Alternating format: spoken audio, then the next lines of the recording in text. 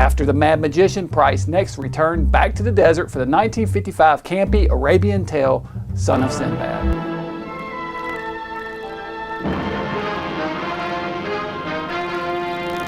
Penniless poet Omar Khayyam, played by Vincent Price, is wandering the streets of Baghdad looking for his friend Sinbad, played by Dale Robertson, a legendary womanizer who is busy sneaking into the Khalif's palace despite a price being laid on his head.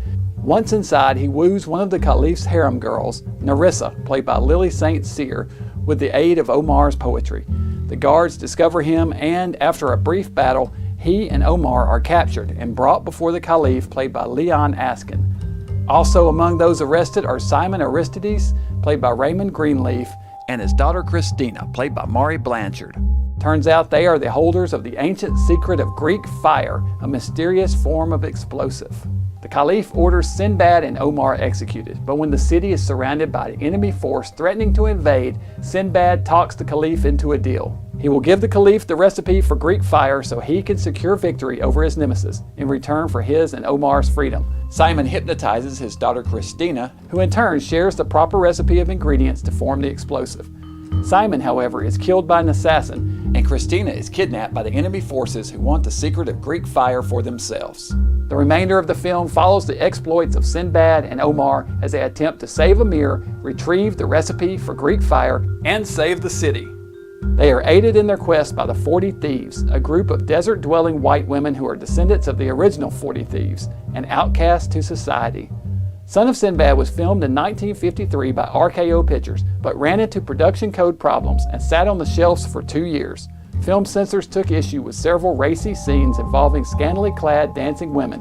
Cuts were made and the film was finally released in June 1955.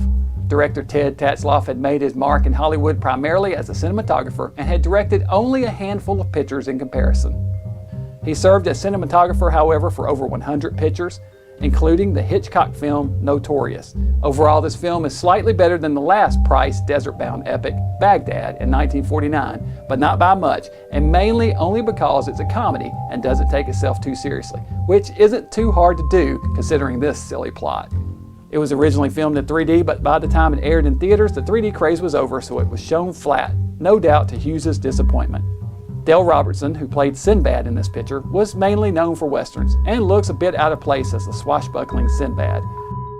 In this film, Price primps around spouting poetry, offering comic relief and quirky reaction shots. He is still easily the best thing about this film, and without him, it would be a tough one to make it through. Next up for Price would be the 1956 musical, Serenade.